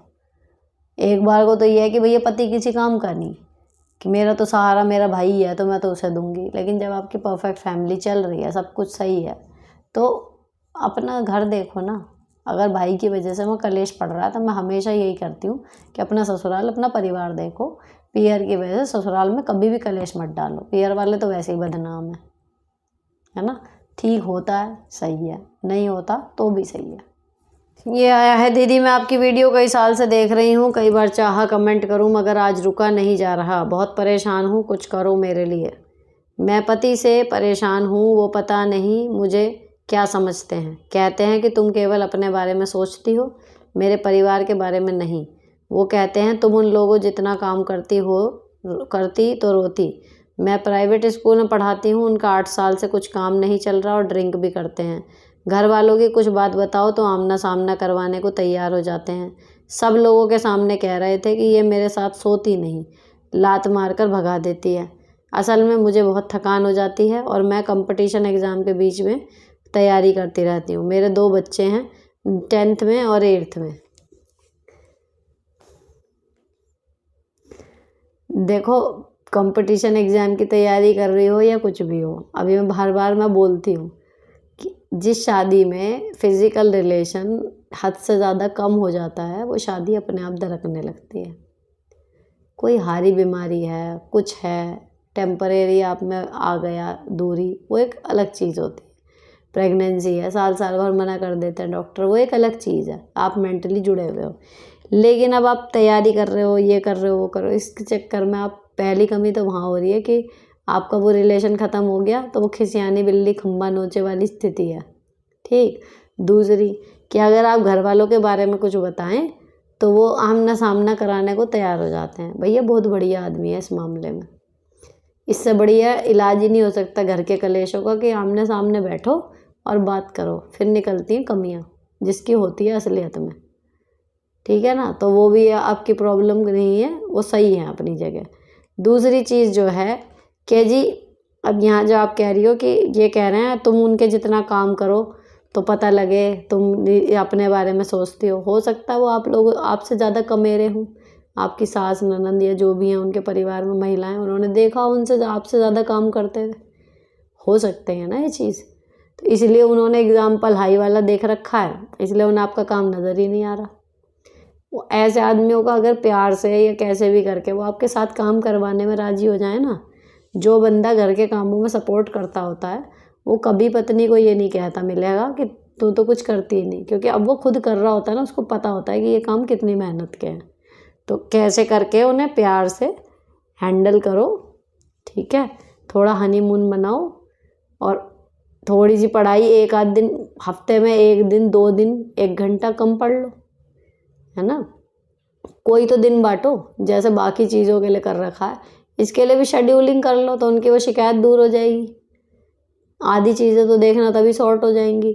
दूसरा कि भैया काम जो है जब वो धीरे धीरे थोड़े से सेट से हो जाएं, आपसे बात करने लगें सही से, धीरे धीरे उन्हें घर के कामों में अपने साथ लगाओ तो उन्हें समझ में आएगा कि काम तो बहुत है और करती है। दीदी मेरी एज 38 है, मेरी कमर बहुत ज़्यादा दर्द करती है, पूरे दिन मेरा किसी काम में मन नहीं लगता, प्लीज़ दी कुछ सोल्यूशन बताओ और कोई एक्सरसाइज भी। एक्सरसाइज तो अभी ये वीडियो देख के हटोगी ना, शॉर्ट वीडियो में सिंपल टाइप करना बैक पेन के लिए सिंपल एक्सरसाइज, 20 आ जाएंगी, करके देखना, दिमागी तौर पे देखना, जो लगे कर सकती हो करना, इफ़ेक्टिव होती है। शॉर्ट्स में ही देखना, लेकिन सिंपल एक्सरसाइज भरी पड़ी हैं इंस्टाग्राम पे, यूट्यूब पे, हर जगह, तो कोई भी एक पकड़ लो और सही हो जाएगी। और जिस एक्शन को करने से, उकड़ू बैठने से या झुकने से, खड़े खड़े झुक के ऐसे वजन उठाने से जिन चीज़ों से कमर दर्द बढ़ता है, उसको अभी स्टार्टिंग में तो कुछ दिन बिल्कुल अवॉइड करना। एक्सरसाइज से थोड़ा वहाँ से सही होगा, थोड़ा आप गलत पोस्चर नहीं लोगी, एक बार ठीक होने दो फिर रिदम में आ जाएगी बॉडी। हाय मैम, ये मेरे एक फ्रेंड की प्रॉब्लम है, उसने मुझे भी सोल्यूशन मांगा है बट मुझे समझ नहीं आ रहा। प्रॉब्लम यह है वो अपने घर की इकलौती बहू है, उसके 3 नंदे हैं जो मायके के पास ही रहती हैं, तीनों उसके सास डेली उनके घर भी जाए रही हैं और उनको भी उसके घर पर बुलाती रहती हैं, मीन्स वो मायके में ही रही हैं। अब शाम को अभी मॉर्निंग में आती रही हैं। उनकी माँ अपनी बेटियों की बात मानती है, उसका हस्बैंड भी अपनी बहनों और माँ को सही कहते हैं। क्या ये सही है? क्या कि डेली तो किसी का आना अच्छा नहीं लगता उसको, बोलती है कि अलग हो जाओ तो अलग भी नहीं होते, जबकि उनकी बहनें अलग रहती हैं और मायके में ही रहती हैं। आप ही कोई सोल्यूशन दें भैया। जब वो डेली आती हैं, देखो एक चीज़ वो भी है, उनकी बात मानते हैं वो, अगर वो अपनी भाभी के लिए कुछ एंटी नहीं कर रही तो भैया उनके परिवार का हिस्सा है, क्या ही दिक्कत है। बात यह है कि आपको चाहिए कि आप, आपके पति और सास माँ, हम 3 रहें साथ में, वो 3 भी आ रही है, काम बढ़ रहा है ना। लेकिन आपके कहने से कुछ होगा नहीं, बात ये है। जब तक कोई स्ट्रॉन्ग रीज़न ही नहीं है, आप किस बात पे उन्हें क्या कहोगे कि अपने घर मत आओ। भाई ज़्यादा से ज़्यादा ही हो सकता है आपको उनके आने से प्रॉब्लम है, तो जो उनके आने पे काम बढ़ रहा है मत बढ़ाओ, उनकी हेल्प ले लो। आपको नहीं बैठना उन्हें माँ बेटियों को बात करने दो, आप अपने कमरे में जो आपको करना, आराम करना, कुछ करना। अब ये कहें जी भाभी तो बैठती नहीं, तब आप कह सकते हो कि आपका एक दिन का तो है नहीं दीदी, मैं रोज़ के अपने काम तो करूँगी। तो अपने आप को मेन वो है कि आप ये सोच के देखो कि अगर वो नहीं आ रही होती तो आप क्या करती। तो वो काम जो है ना उनकी लिस्ट बना लो और उन कामों को करना शुरू कर दो, तो आपकी फ्रस्ट्रेशन ख़त्म हो जाएगी कि ये आ गई इसलिए मैं नहीं कर पाई। आपको सोना है सो जाओ, आपको म्यूज़िक चलाना है चला लो, आपको शॉपिंग पे जाना है चले जाओ। जब आपकी लाइफ प्रभावित ही नहीं होगी तो माँ बेटी मिले हैं, बहन भाई मिले हैं, आपकी क्या दिक्कत है फिर। हेलो दी, मैं एक हाउसवाइफ हूँ और मैं जॉब करना चाहती हूँ, पर पति मुझे मना करते हैं, बोलते हैं मैं जॉब कर रहा हूँ, तुम्हें करने की क्या ज़रूरत है, बट मैं जॉब करना चाहती हूँ, प्लीज़ रिप्लाई दी, मैं जॉब करूँ या नहीं। कन्विंस करो भैया अपने हस्बैंड को, अगर जॉब करनी है लड़ाई करके करोगे तो और मुसीबत होगी। उन्हें अपने कारण दो, जब वो पूछ रहे हैं कि तुझे जॉब क्यों करनी है तो बताओ उन्हें क्यों करनी है, बस उन्हें कन्विंस करो। Next, I am also a government teacher, गाँव में my husband is a farmer, शादी के बाद ही जॉब लगी, बट अब मेरे यहाँ सारे काम मुझे ही करने पड़ते हैं। सासू माँ है वो थोड़ा बहुत करती है। यहाँ पुराने ख्याल के बड़ा घर है, मैं चाहती हूँ कि जिन चीज़ों से हेल्प हो सकती है ले लेनी चाहिए, पर मेरा घर पर टालते हैं, जैसे मैं वॉशिंग मशीन लेने का बोल रही हूँ पर नहीं ले रहे। तो आंदोलन करो कि भैया लो, बच्चे ज़िद करते हैं ना, तो अगर उनकी ज़िद सही हो नहीं हो, कई बार तो गलत भी मान लेता है, तो आप तो सही मान रही हो कि समय बदल रहा है, जिन चीज़ों में हेल्प हो सकती है वो तो करा लो, क्यों नहीं करा रहे। कहते रहो, कब तक नहीं सुनेंगे, सुनेंगे। आया है एक, मैम ये पिछली बार भी आया था, आप मेरे क्वेश्चन का आंसर नहीं कर रही। मैंने पूछा था आपकी बेटी की परसेंटेज कितनी बनी, ठीक है। जब हम बात कर रहे हैं कि स्टेटस पे औरों के बच्चों के वो लग रहे हैं, उसे लेके हम डिप्रेशन में हो रहे हैं। अभी तक हम सही थे, हमारे बच्चे के 75 आए, लेकिन पड़ोसी ने स्टेटस लगाया, रिश्तेदार ने स्टेटस लगाया 98% का। अब हमें उन 75% से कन्फ्यूजन हो रहा है, परेशानी हो रही है।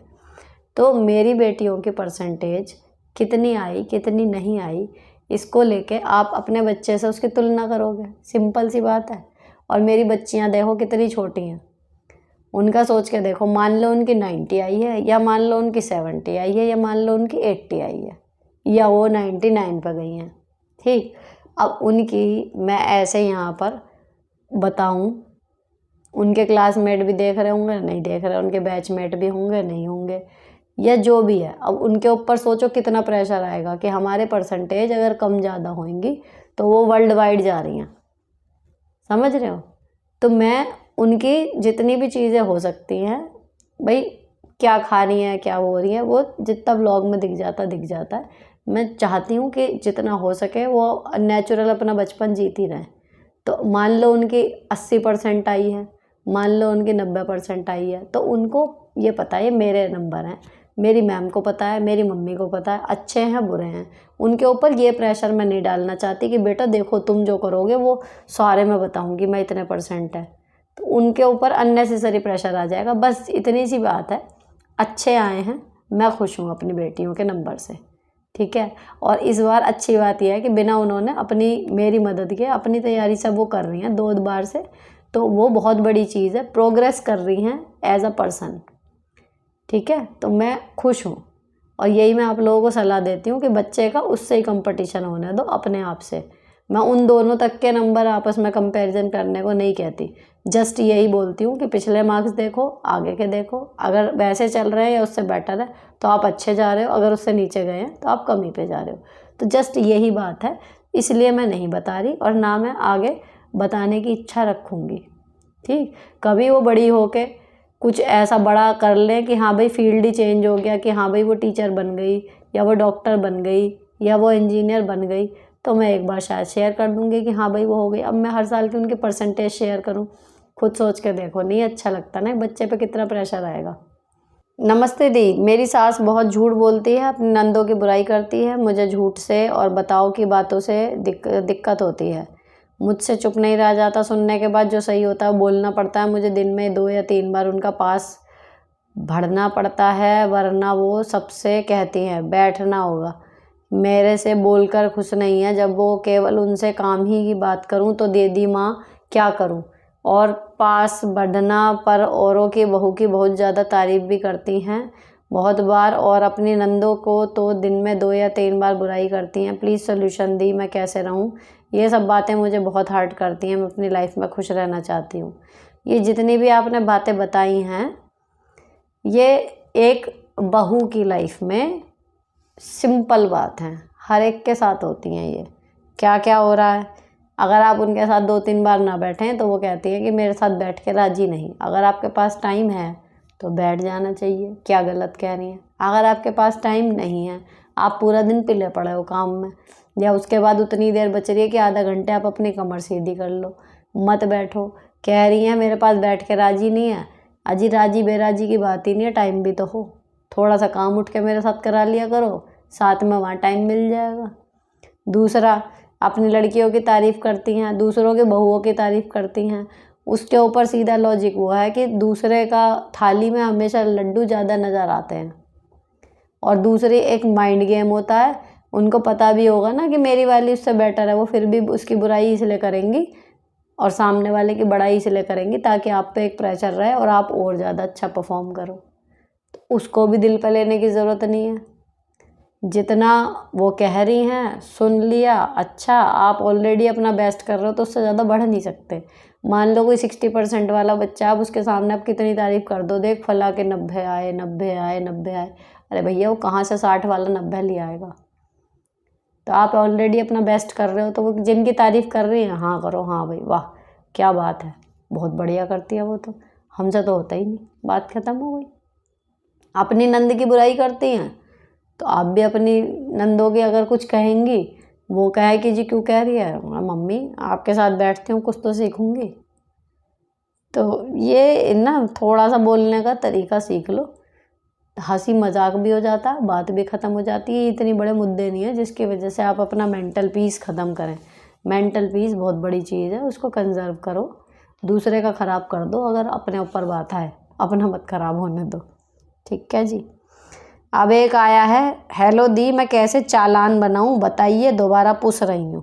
इन्होंने इतनी स्पेलिंग मिस्टेक्स में, अब मुझे समझ में आ रहा है चैनल बनाए पूछ रही हैं। चैनल बनाना कोई बड़ी बात नहीं, आपका चैनल बना बनाया है आपके यूट्यूब में, जाके देखो वहाँ लिखा होता है व्यू योर चैनल। चैनल बना बनाया है, ये सोचो उस पर डालोगे क्या, कंटेंट क्या होगा आपका। और इसके ऊपर मैं यहाँ पे 1 या 1.5 या 5 मिनट में कुछ नहीं बता पाऊँगी, इस पर रिलेटेड 5 से 10 वीडियो देखो, how to make a YouTube channel, सब बताएंगे, तरीके से देखो समझो, जैसे जैसे उसमें बता रहे वैसे वैसे करती जाओ, ये होएगा। तो यहाँ पर हमारे ये हो गए 117 सवाल के 117 कमेंट थे, उनसे रिलेटेड जितने जवाब थे। 2 छोड़े हैं मैंने अगेन जो बहुत लंबे थे, 2 या 3, और जिनमें स्पेलिंग मिस्टेक थी। मतलब मुझे उनकी आईडी याद हो गई जो वो भेजते हैं, लेकिन उनकी स्पेलिंग पढ़ने में ही नहीं आती, मैं कितनी बार भी कोशिश कर लूँ। क्वेश्चन छोटे रखो, क्रिस्प रखो, स्पेलिंग ठीक रखो और स्टार्टिंग के घंटों में करो, तो आपका क्वेश्चन नहीं छूटेगा। फिलहाल ये एपिसोड यहीं पर ख़त्म होता है। अच्छा लगा हो तो चैनल को सब्सक्राइब कर देना। मिलती हूँ आपसे नेक्स्ट वीडियो में। Till then bye bye, stay beautiful always.